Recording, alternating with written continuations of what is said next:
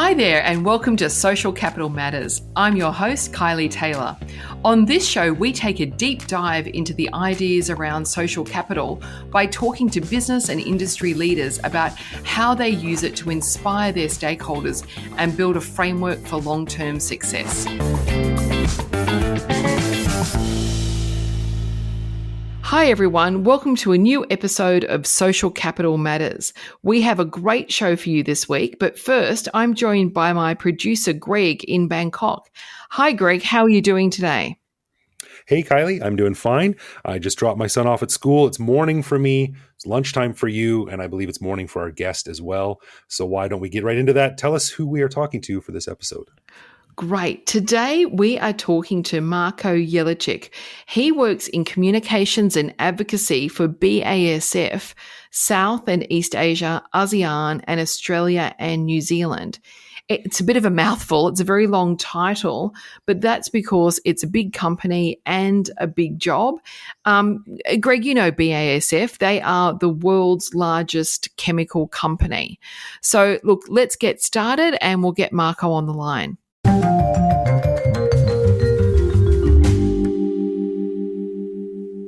Before I get started, I'm just going to ask Marko to introduce himself. Hi, Marko. Please tell us about yourself. Hi, Kylie. Thanks for having me. My name is Marko Jelicic, as you already mentioned, and I've been working with BASF for more than 11 years now. On different locations, I did 8 years in Germany at the headquarters in Ludwigshafen and the surrounding areas around it, Limburger Hof and Lampertheim. Then I moved to Asia 2 years ago, and I started in Hong Kong before coming to Singapore beginning of last year. And in my 11 years with BASF, I basically did all the communication jobs that they are out there, internal comms, external comms, digital, crisis, media relations, and now I'm responsible for the communications for our local president for the region Asia Pacific and advocacy for the countries of Asia Pacific, which is basically all the countries minus Greater China. Thanks for having me. Well, I think many people know the BASF name. I certainly recall the BASF name and brand was on the blank cassette tapes I used to buy as a teenager to make mixtapes. But I know that's just one very small part of the company, and it's probably a business that doesn't even exist anymore. I'm not sure about that. But look, overall, more than 100,000 employees, 50 global and regional business units, 75 strategic businesses operating in 91 countries. So I just wanted to give the size and scope of the organization. You're making a diverse range of products that cover everything from nutrition and healthcare to industrial supplies, seeds, agricultural products, plastics, petrochemical solutions, some of the industries that are really under the microscope these days, incredibly large area to fit under one umbrella. So I'm really looking forward to talking to you. I wanted to talk to you to begin with about stakeholders and how has BASF engaged with stakeholders through its sustainability journey? How do you get input from stakeholders on their expectations and how do you get feedback just with such a large business across so many cultures, geographies and political arenas? How do you get started with that? It's actually a good question, and the answer actually starts with our company's claim. So when you start with BASF, first the company is so huge. So it always, I would say, to newcomers, normally takes between 6 to 18 months to understand what we are actually doing as a company. And you're lucky enough if you start with comms because you have to learn that much faster because you have to have the knowledge of the overall setup. And one thing that really hits you from the beginning is the fact that we have sustainability all over the place, meaning it's also part of our company's claim. So if you look at every time you look at the logo, we create a presentation, it always says we create chemistry and they know how to sing it to the end, which is we create chemistry for a sustainable future. And this is something that is really, I would say, embedded into everything we do as a company. It's also one of the reasons why I'm 11 years with the company, although knowing there are also other nice companies outside. Yep. But for me, this was the right choice because I feel we also as a company do most of the things in the same direction as sustainability. although we will talk about it later, sometimes the external perception might be different, but I really feel that we are up to the cause, we have the targets, and we're working on it. And having said that means that we also, how I would say it, put it in our core of everything we do, meaning also the ODs, the business units, the corporate centers, they also live it, and they have to exchange with their stakeholders. So this is something that we do not centralize. So basically, it's everywhere in the company. But on a structural way, what we do is beyond all the internal measures, employee engagement, constant upskilling, is we also do have something called the Stakeholder Advisory Council. Oh, okay. So it's an inherent part of our sustainability management. And we do have a continuous exchange with this selection of people that we have. And they're mostly leaders from the NGOs, from investors companies, and they have a regular meeting with our board of directors. And what they do is they mirror us the reality, what happens outside of the company. They challenge us.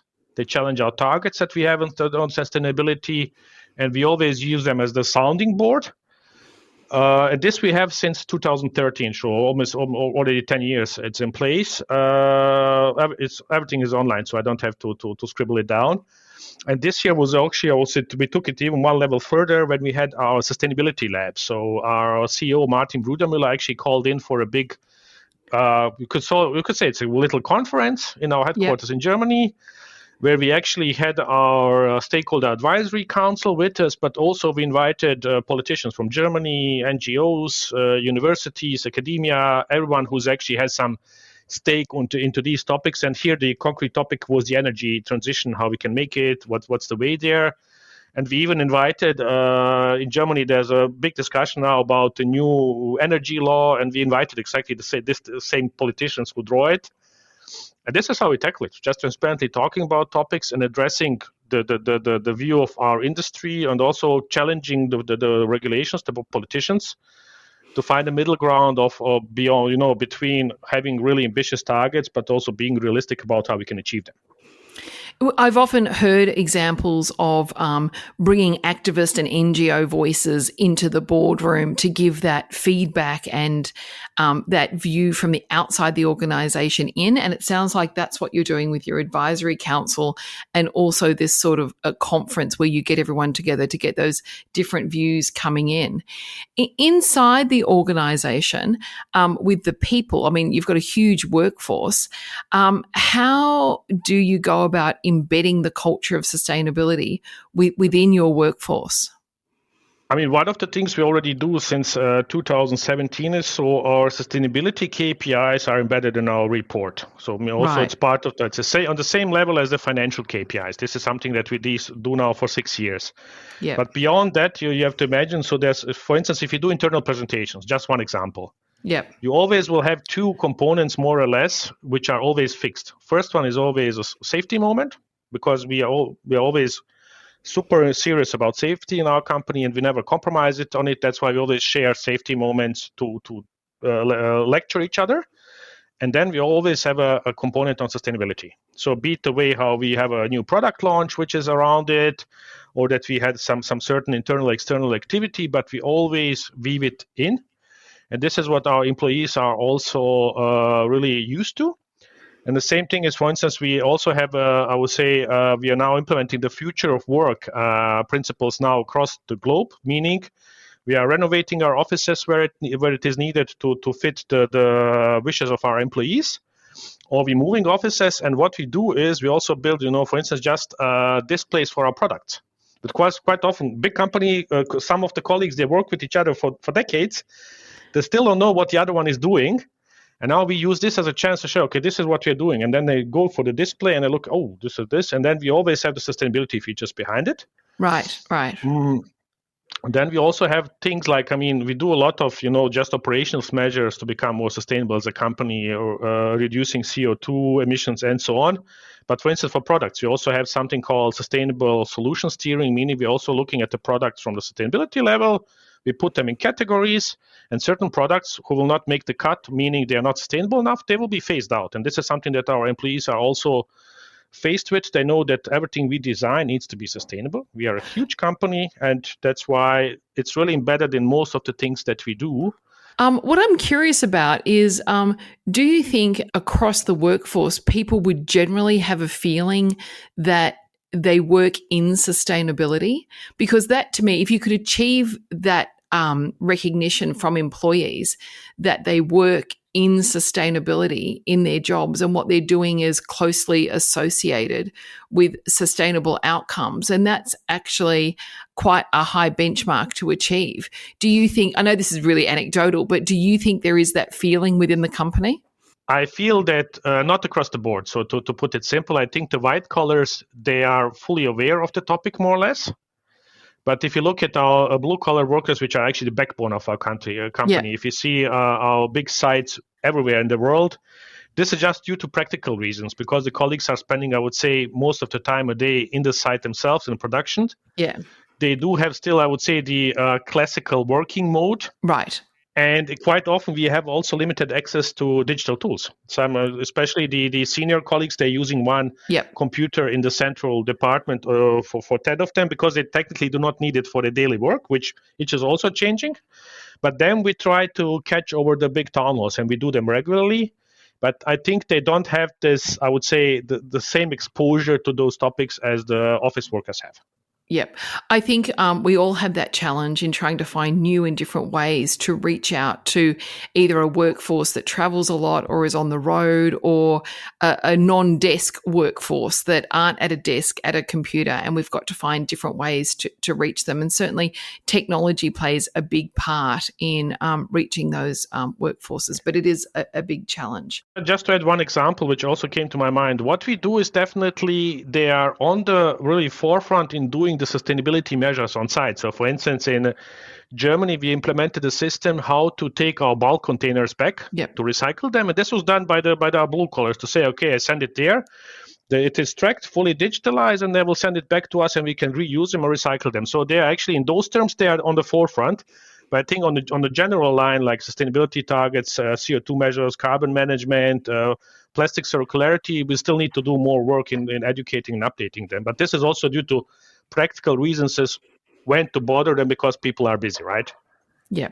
Look, as the person in charge of getting the message out across the organisation, I'm really curious to hear from you is, are there some particular things you've done in communications that have worked really well and they've been a really good experience? Or conversely, I'd love to hear examples of things you've tried to do that may not have worked so well and you've had to adjust and change.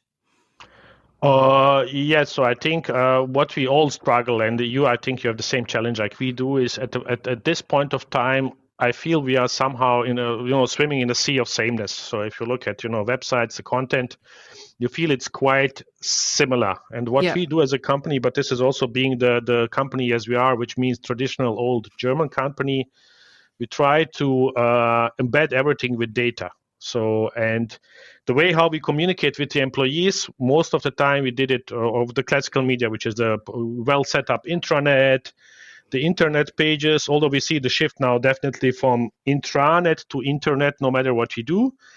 But sometimes you have to go old school, and this is something that we saw works quite well. And when I mean old school is, in former times we had the whiteboards, blackboards, and independent of the language you use. I still have a whiteboard. Where you could pin the information. This is how our sites were actually updated. So that classically they would print it out and put it there. And we redefined the ways where to put it and how to put it. So for instance, in the new offices, we now have central displays across the offices, where we constantly put content in that they're not aware of, be it new climate campaigns, new publications and data, and we put it also in the places where they have the time to look at it, which is the classical, the pantry, the reception area. This is the one element that we do, but we also do a lot of gamification in the meantime and a lot of employee engagement measures. So for instance, in Singapore, where I'm located, we have something called the hop on, hop off event, where we basically just every business units and corporate center gets one table in the pantry and they're allowed to exhibit their work, also focused around sustainability. Then we learn from each other. We have a little game, and we always have typically Asian a little giveaway, and this works quite well.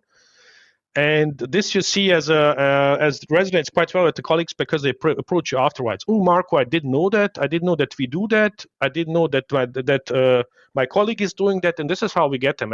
It sounds simple, but you just have to keep updating the content, making sure that they have the right access to it, and especially at the right places. I mean, it sounds simple, but it's not always, because offices are big, and we need to find the sweet spot when the people have the time to look at it. Yeah. So what you're describing is some very tactical ways that you've developed to get communications and information out to people. And it sounds like you're engaging them through games to help get the educational and awareness going out there. So that's really good, because we do spend a lot of time talking about, the strategic level of communications and the messages and the audiences and what we're trying to reach and the behaviors we want to change. But of course, if we don't have the right tactics to actually reach the audience, then the message is never going to get through. I also wanted to talk today about criticisms that come around big organizations and their sustainability efforts. And we all know that there's been a lot of attention lately on greenwashing, and we're seeing increasingly jurisdictions around the world come in with laws and prosecutions around misleading consumers, for example, with greenwashing claims. And I think, I come from a position that no organization that I've ever worked with sets out to do greenwashing. No one wants to be a greenwasher, and everyone wants to get this right. And I saw a survey earlier this year. It was actually a Google Cloud survey that found 60% of CEOs surveyed said their organization is overstating its efforts, which would become clear if they were investigated thoroughly enough. Now, I found that statistic quite concerning. So obviously this is something that organizations need to give a little bit more attention to. I know a large organization like BASF, it's impossible not to face some scrutiny and some criticism, and I'm sure you welcome that sort of scrutiny. And we've seen organizations like Influence Map call BASF out. How do you deal with the rating agencies and the other influencers and the NGOs and so forth that put scrutiny to what you're doing and criticize the company's efforts? Where do you go with that? I mean, it's exactly the topic as you mentioned. So we are super huge. We have broad range of portfolio. I would say if someone wants to attack us in any way, the room is quite vast. So, but what we do is always with dialogue, independent of who we are talking to. We always try to understand their position and to give them the feedback. And same is for all those. So we work on a lot of advocacy topics, be it in Berlin and Brussels, because we are still a European company. We have huge advocacy teams. We are organizing our industry associations, which is super important for us. And most of the time, what really helps us actually is being transparent yep. with the data that we have. And I have to be quite honest, I see the complexity getting even more. On the one hand, we have the regulations which are not always following the reality check of the industry. So meaning politicians do big claims, they're quite ambitious targets. And every time we are faced with allegations of greenwashing, is just the fact that we are not we're challenging those targets to see, okay, what's reasonable for us? Well, how can we get there? So you cannot only say we go net zero by 2050 without having any measures in place. Yes. Now, this is something that we are trying to challenge all the time. And also with companies or NGOs like Influence Map, we know that we are fully aware that we are also in those lists, and we engage with them on a regular basis. Also with Influence Map was a dialogue, but we feel, for instance, in their specific example, that most of the comments they do are constructed negatively, irrespective of where they come from. We feel that there's a lack of detailed analysis. So if you look at all those assumptions they're creating out of the quotes from our CEO, they really, if you look at the German context, I come from Germany, they're really not working and not logical at all. And that's why at some point we also think discussions are, I would say, it's getting difficult if people only have the one stance. And we are actually quite happy as a company that CDP also put us as they gave us, I think, the A- mark for one of the most sustainability companies, or at least the leadership level. And we saw that CDP also, I would say, ditched Influence Map, because they also agree with us that the way they analyze data is not detailed enough. So we, like I said, we go into dialogue. We will always have certain situations, but if we see that the data is not analyzed enough, that we don't find a common ground, that at one point for us, it's unfortunately a waste of energy. But this is only, I would say, a single example. For most of the time, we really have constructive discussions with politics, with stakeholders, and this is the way to go. And this will always remain. And what will really help us is, I have to say, is in the European Commission now, they have a discussion of something called the anti-greenwashing law, which is not the official name, but this is what they call it in our circles. And this will technically help us a great deal, because it will regulate how we can claim things, or how we can put claims on things. And for all of you who have visited Europe, or especially North America, if you go in a supermarket, you will see how many claims per product you will find. And I can tell you from experience, because most of them, or a lot of them, are really not scientifically sound. So I think this is one of the biggest threats that we are facing, that you're really swimming in this big sea, where you only have a selected number of players who really have some certain data behind it, and the thing is solid. Whereas quite often we find example of claims which are really not that truthful. And this is what also makes our lives much more difficult, in a way that we can be also accused of greenwashing. But actually, transparency in data and in claims is the one thing that can help us with regulation, standardization, and proper certification by third parties. And I think this is the best way how to swim out of this greenwashing area. I mean, that makes a lot of sense, because at the end of the day, I mean, the facts are the facts, right? If we can get to the facts, and we can get facts verified in some sort of unified way, then everyone's clear. But look, it is a large, complex sea, and we've got many different systems, many different ways of measuring things. But it seems from talking to you, your approach is engagement and talking. And in this podcast series that I'm doing in this season, I will be talking to Influence Map as well. And I'll be interested to hear from them how they play their role, and what they see as how they're bringing value to corporations like yourself and to all stakeholders by playing their role. Yeah, and I'm looking forward to listen to it. Like I said, I'm just sharing the impressions and experiences we already have. Yep. And I hope that they will also understand our standpoint, and at one point do a more detailed analysis, and at least have a proper discussion with us to understand our viewpoint better.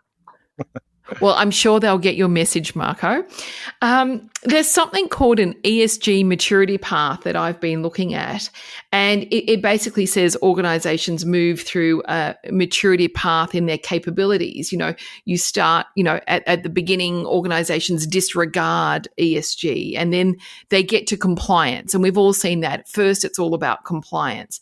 Then, it's obligation. What are we obliged to do? Then there's sort of some realization that, in fact, there's some productivity and efficiency gains to be had if we do this right. And then finally, organizations sort of move to leadership and move to excellence. Now, I'm not going to ask you to tell me where BASF is at in this journey, because with such a large organization, I've got no doubt that you've got parts of the organization that will be in the excellence, parts that are still in the compliance. I mean, that would be perfectly realistic.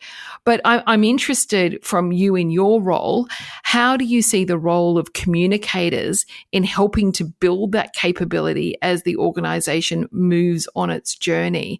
And what have you been able to do to build ESG capability within the organization?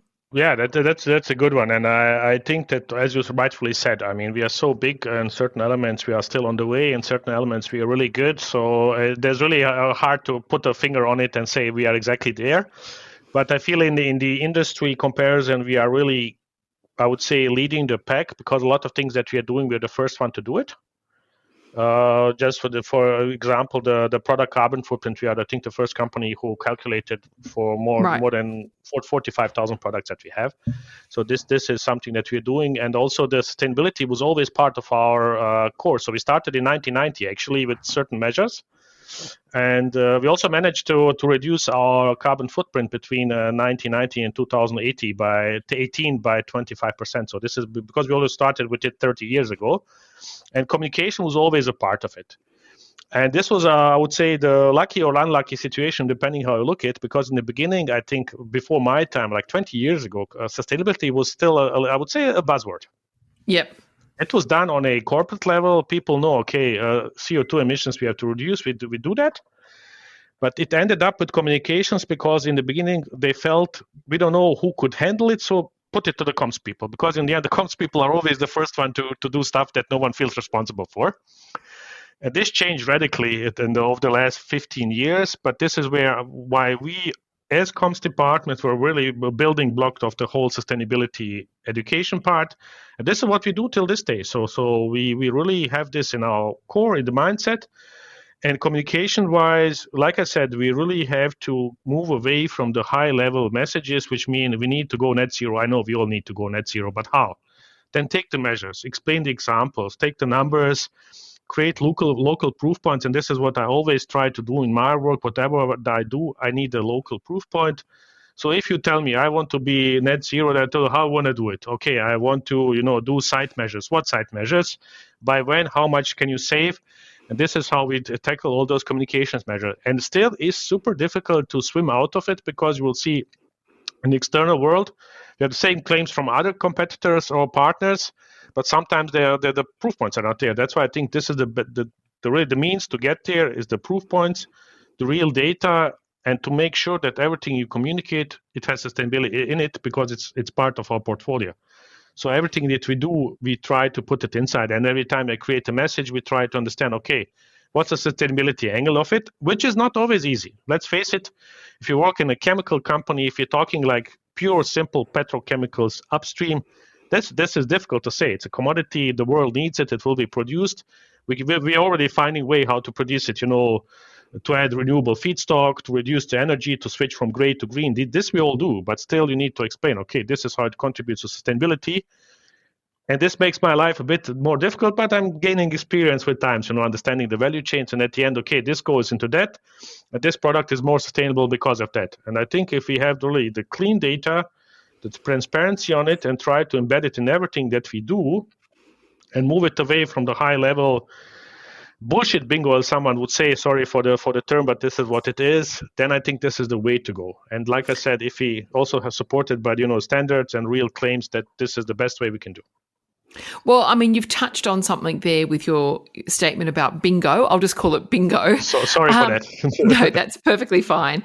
But you've touched on a good point there, because there are so many different frameworks, and we see moves to create standardization of frameworks, but we're a long way from that. We've got different sectors looking at different types of reporting.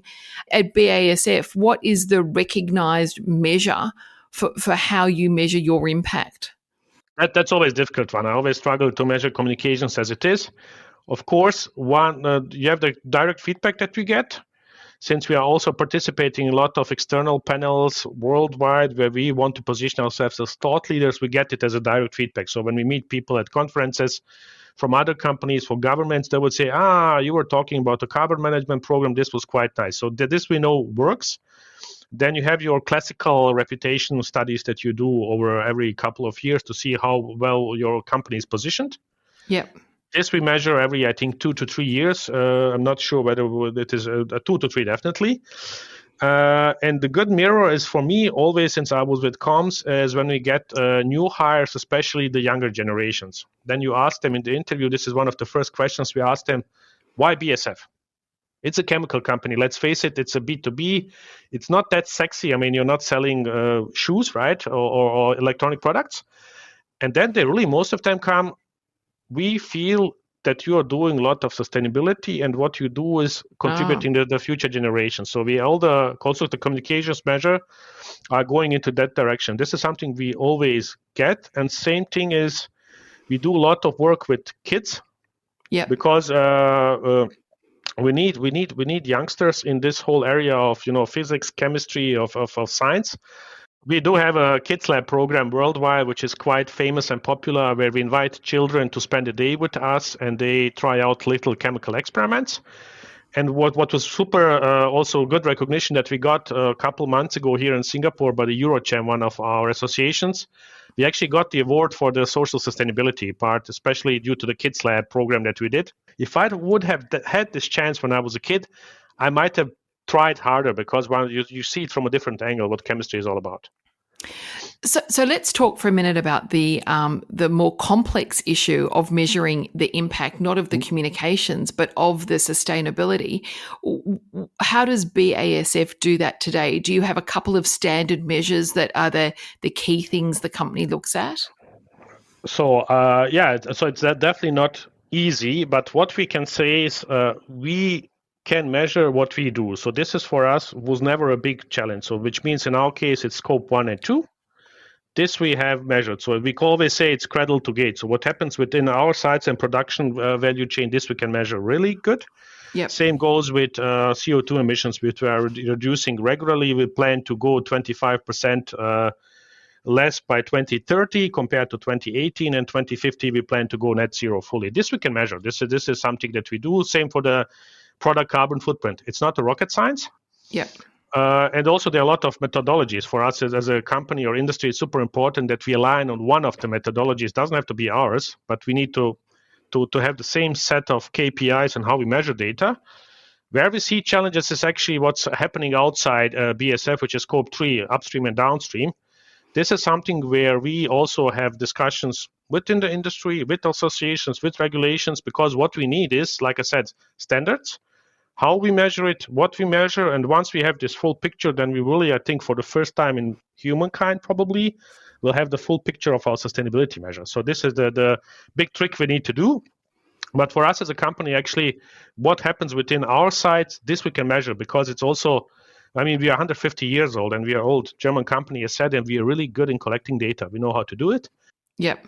And the next step is really looking at the whole value chain, because our products have a really long value chain, some of them, to catch our suppliers in the beginning and also the distributors in the end and the end users. Once we have this, I think this will be really the next step in the sustainability measurement. So that's really giving you a more whole of system sort of impact. Yeah. One day in the perfect world, I will be able to say, okay, I put this raw material into this plant, it ends up to be Marko's sneaker. Yep. And when Marko throws it away, I can give you a number. What's the carbon footprint? What's the measures for it? This, I think, is still a way to go, but that's why we need to work on those scope 3 targets. But also, like I said, it's all about really regulation, standardization, aligning on methodologies. Once we're on the same page, we can start, tracking, measuring, collecting data. Marko, before we run out of time, one of the things we like to do on this podcast is at the end, ask the guests for any sort of final comments and in particular, any practical steps that you would recommend to people in roles similar to yourself, someone who might be in a communications role for a large corporation with a big and complex footprint and production, in terms of how they can start thinking about these issues. They might be at a much smaller company than BASF and not have the 20 or 30 year history or not have the same resources. How could someone start to think about their sustainability and start to create the right communications within their organization around it? Oh, that's actually a good one. I think what really helps is to take a step back and look where you're coming from, where you want to go. So have a clear strategy on what you want to achieve as a company. Yeah. So for instance, independent of your producing, you're looking at your value chains, your raw materials, your energy consumption. So this is like the technical part of it, although I'm not a technical by background. And then you can see what levers you can actually tweak, start communicating on those levers. If you're producing products, you should be able to understand where they come from to calculate their product footprint. And like I said, we need really to move away from the sea of sameness. And I always give as a tip, what I do with my interns is, if you go to another company's website, And you read their teasers and trailers, whatever. And if you compare 2 to 3 of them, and they have the same messaging, and you could just basically replace the company's logo, then I think you're doing it wrong. So I think every one of us has a special setup, and we need to look closely at the setup.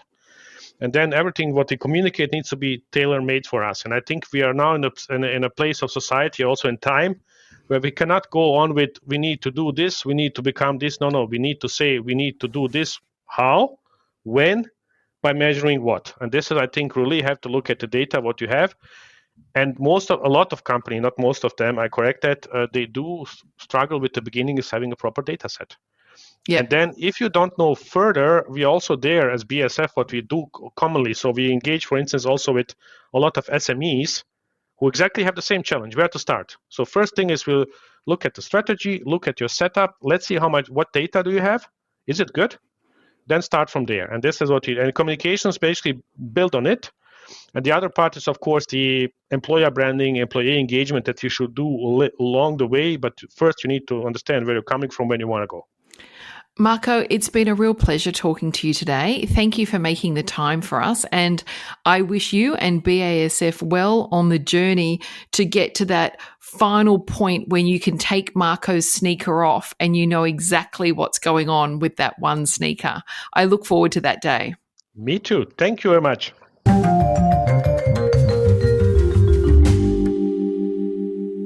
That was great and a bit different from our normal guest because we got some insight into how a major multinational sees its fight against climate change.